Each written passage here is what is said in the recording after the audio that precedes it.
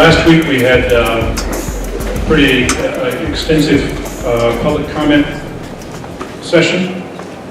We took copious notes on what those questions are, what those statements are. We've got a number of emails over the course of the week. We've got some phone calls asking some questions. We've tried to assimilate as many of those as we can, try to get answers on as many of those as we can for you tonight. So, to start off, we had questions. Why not alter the service model to increase revenues? We tried to do that for you tonight. Show the impact of 5,000 additional calls versus 15,000 additional calls, and some assumptions on what that would do for personnel. We had a question, why not hire a consultant to market the Wauconda 911 Center to attract more clients? We hired a retail consultant to work on our Dominic's property because he had insider knowledge of the retail activity in the grocery market for that location and for the Chicago metro area. He was hired for those connections with the retail markets, and he knows how those decisions are made on locations. With regard to dispatching, in all fairness to outside consultants, we know the people at these other agencies and we know how they approach decisions of this nature. I'm not sure how hiring an outside consultant could add anything that we don't already have the capability of doing now. What potential clients have we had discussions with? We've talked with approximately 40 agencies. We've contacted approximately 40 agencies, some of which have not gotten back to us. I think there was about 8 that did not get back to us. Is that about right? We left them detailed messages with what we were interested in talking about, to see if there was any interest. We received responses from over 30 of those. How do we know that there are not other potential clients out there that could increase our revenues and make this dispatch operation profitable? Just not sure how many other options are out there that we didn't contact. 40 is a pretty extensive number for Lake County and the adjoining areas.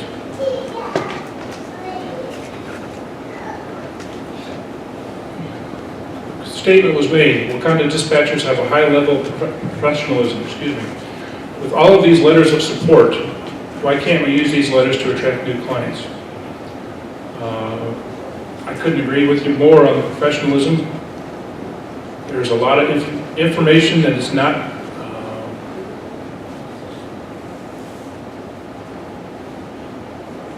I'm not sure what the answer is here. A lot of info not presented like other clients. There's other revenues. We've talked about that through our scenarios before, the tweaking and the significant adjustments. I think we've tried to explore what other clients might be available out there. We'll continue to work on that. That's all I can tell you at this point. What is Wauconda doing wrong that all these clients are wanting to go to Lake Zurich, but we can't attract any? I'll be honest with you, I'm not sure if it's reputation or if it's economics or exactly what that story is. We undercut market prices for our 2 current outside police agencies that we currently dispatch for. I believe they both appreciate the service and the professionalism of our staff. It is my understanding that we lost 2 clients approximately 15 years ago. That's ancient history. I don't know if those reputations are lingering out there. I don't know what the answer is to that. How many additional calls would we need to add before dispatch operation would be profitable? We went through the tweaking and the significant adjustment stage, comparing outsourcing and the status quo through increased call volume. We've tried to get a handle on that. Until we have potential clients that can define what their call volume and activity might be for us, we need to make some personnel assumptions on that before we can give you an overall assumption on whether we would need to add personnel or not. It's a case-by-case situation when we add those clients. Can we increase the charges to Tower Lakes and Lakemore to help reduce the shortfall? We addressed that in the presentation. We could try to negotiate these increases in their contracts to try to reflect rates that are more representative of what we consider to be market rates. There's no guarantee that they're willing or even able to accommodate that increase. We think they appreciate our service, and I think that they would be willing to talk with us and work with us on that. How are other towns our size able to operate a dispatch center and we can't afford it? From what I'm seeing, there are some towns that are losing significant amounts in their budget, probably won't sustain those losses either, as we saw in some of our trend examples. They use those exact words. Can't sustain those losses any further. Kind of shifting into the technology frequency, or the issues here. A new radio frequency standard has been announced that will go into effect in 2021.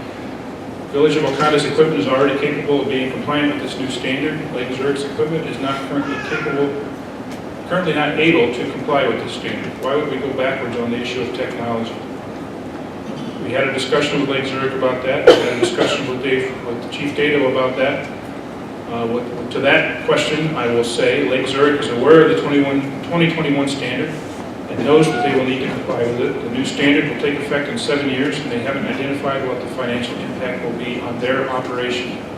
They did say that they would have to do it regardless of whether we came to dispatch for them or not, that would have to be built into their capital budget.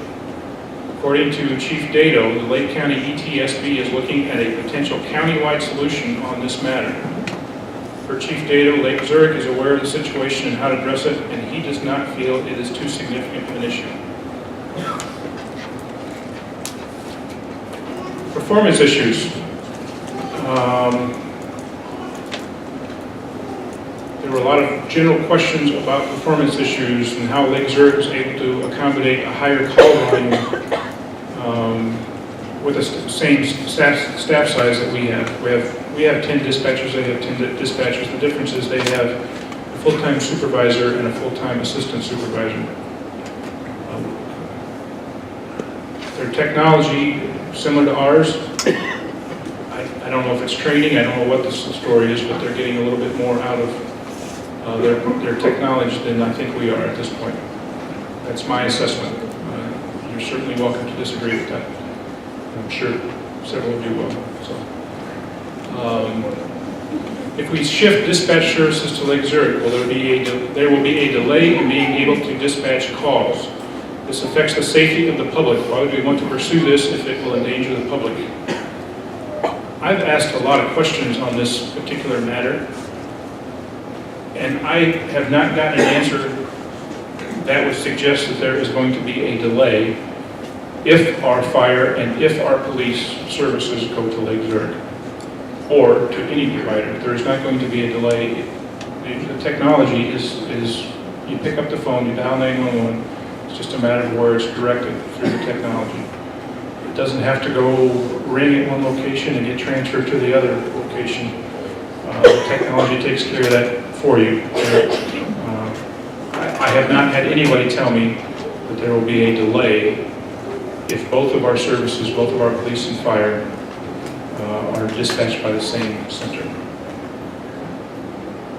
Dispatch centers in surrounding towns are overloaded and advised to keep traffic to a minimum. I asked this point of Lake Zurich. They are not aware of any limitations. They did not express to me any limitations that they have expressed to their radio traffic to try to limit communications. Matter of fact, they use the same, from what I understand, and I'm not a techie in this area. If I understand this correctly, they use the same radio system that we do for police calls. Statement is made, fire in place through separate dispatch centers complicate communications between the two departments, jeopardizes the life of first responders. Until somebody can prove to me otherwise, I would tend to agree that police and fire in different dispatch centers is not optimal, and I am a very strong proponent of keeping these two departments together, fire and police, regardless of what our options might be. Shipping the dispatch operation out to Lake Zurich could result in the relay of information like the old telephone game, where a piece of information is started at one end of the line and is distorted when it is relayed through multiple parties. If fearful that this proposed arrangement will result in a distortion of information. We can't go backwards. The dispatch process, in my opinion, is the same as it would be at Lake Zurich, is the same as it is now. The calls would ring there, and they would address the calls as they come in. The dispatch information should not have to be relayed any more than is currently the case.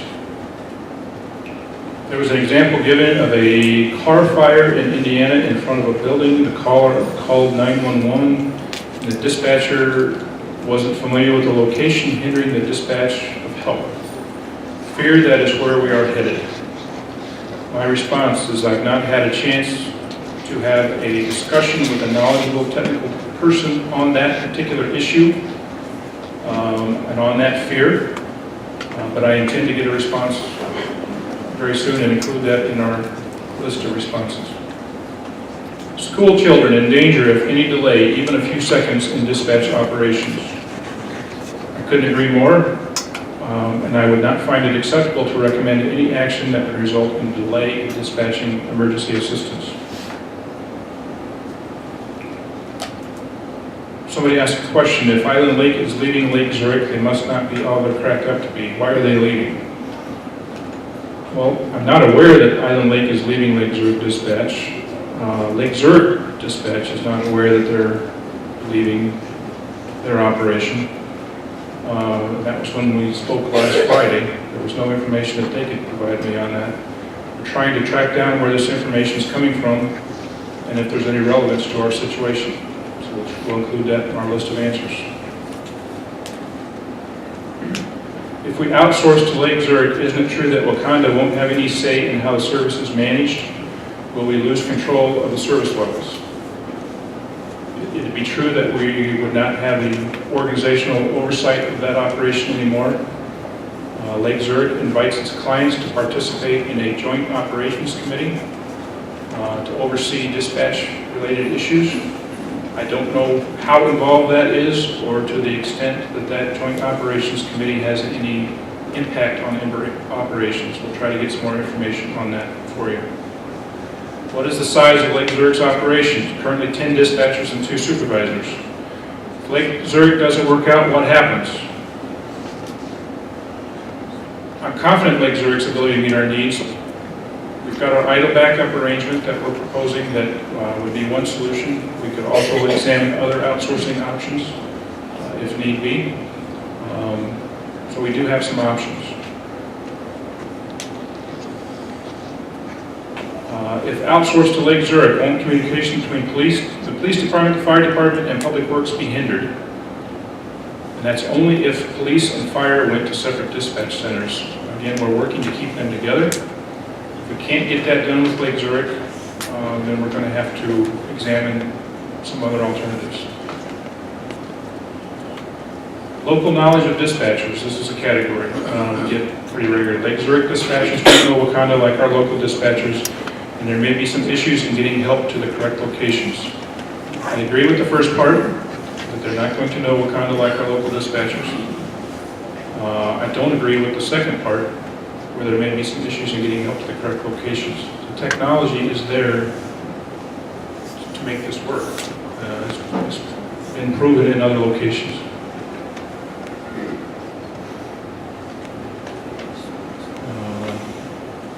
If we go to Lake Zurich, their dispatchers will get acclimated to Wauconda quickly. They're professionals and they'll seek out the knowledge they need to do the job in the best manner possible.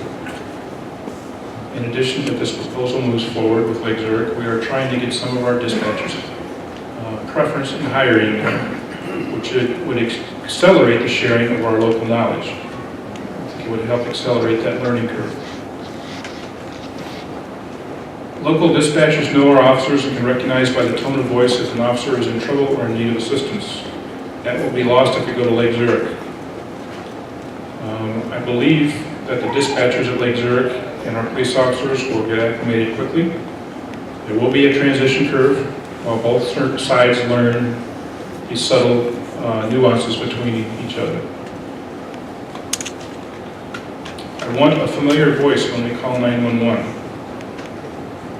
I'm not really sure how to respond to that other than to express my hope that no one is having to call 911 enough to get familiar with the dispatchers on a first-name basis or otherwise. I hope that's not the case. The village has not done enough research on this issue and is proposing a radical idea. On the part about not enough research, I agree. We're still in the process. We're still conducting that research. Still trying to follow through and getting some other answers. A radical idea, I don't know if I agree with that. We've shown you consolidation models. We've shown you a number of other locations that have followed these models, and those have been successful elsewhere. So to call that a radical idea, I don't tend to agree with that. Lakemore Police are behind our dispatch. I would be surprised if they weren't. Change is unsettling. But again, there are multiple examples of this proposal working elsewhere. Lake Zurich is currently our backup provider. We've had some good interactions with them over the years. I would hope this would lessen that apprehension somewhat.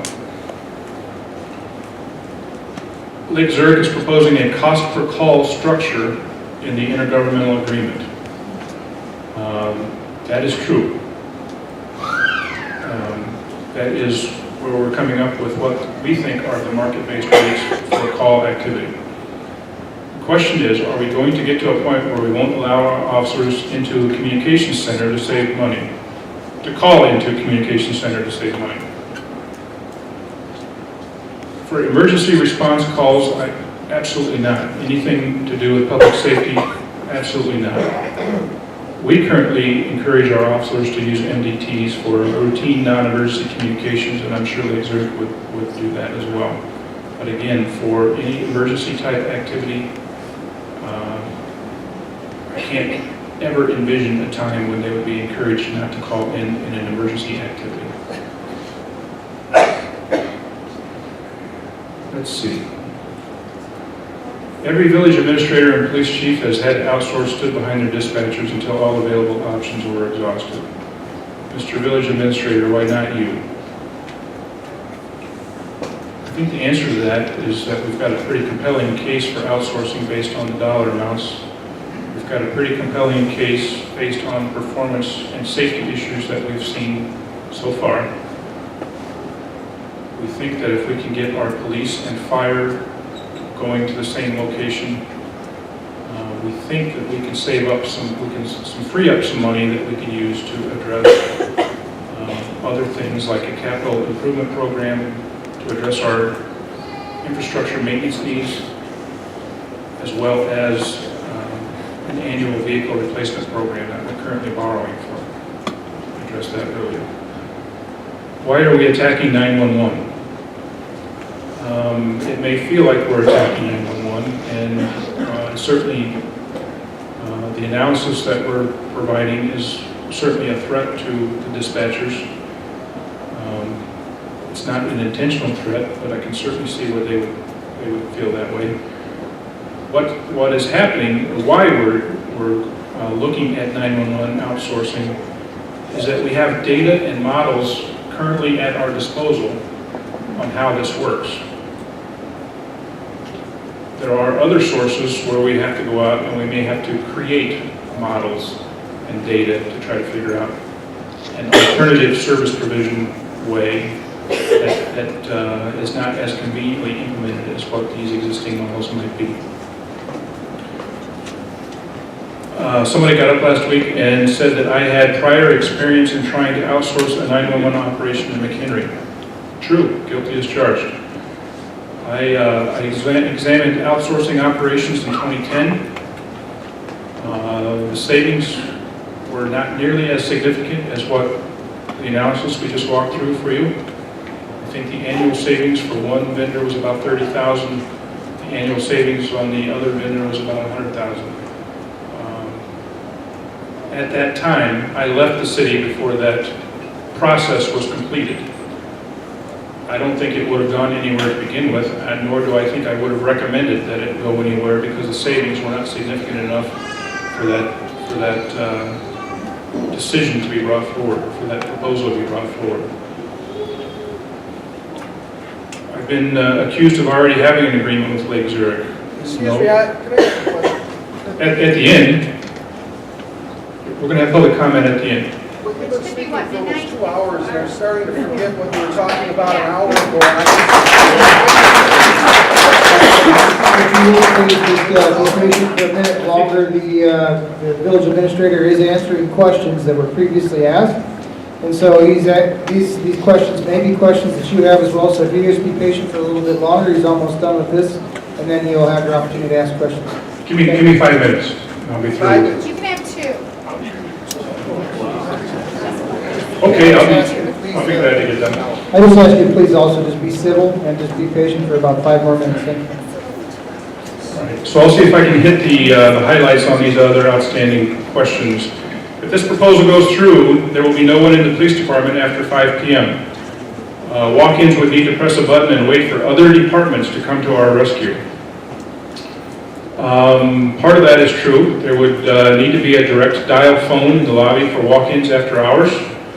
The phone, you pick it up, you push the button, the phone would ring at our dispatch provider.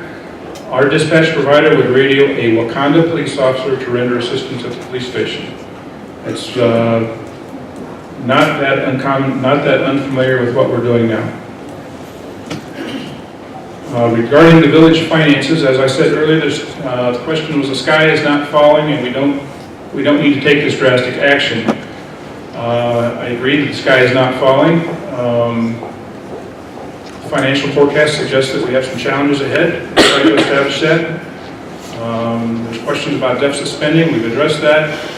There was a question last week about how much we've spent on Dave and Stan to date, and that's just under $40,000. If we don't pursue this option and realize these savings, what will be affected?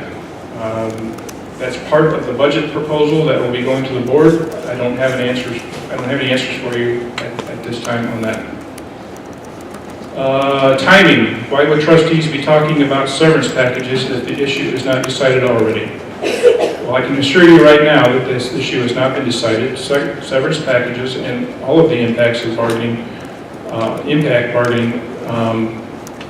will need to be addressed with the union. It's been mentioned to the board that if outsourcing proposal is approved, we would have some obligation to assist our current employees during that transition, and it would be the right thing to do. That's what our discussion has been with the board. There has not been any quantification of what that might be. There has not been any proposals put together. We're looking forward to getting back to the bargaining table to address our existing contract, and then once we get some direction on the outsourcing proposal, we can address other issues moving forward. When do you have to make a decision? We have dispatch clients with agreements that expire at the end of April. We are obligated to provide ample notice to them. If we want the outsourcing option included in the budget for 14-15, the board will need to consider the proposal before the budget is approved. So budget typically is approved towards the latter part of April, first part of May. This one is a mea culpa here. Lake Zurich has never dispatched for Wauconda for any length of time.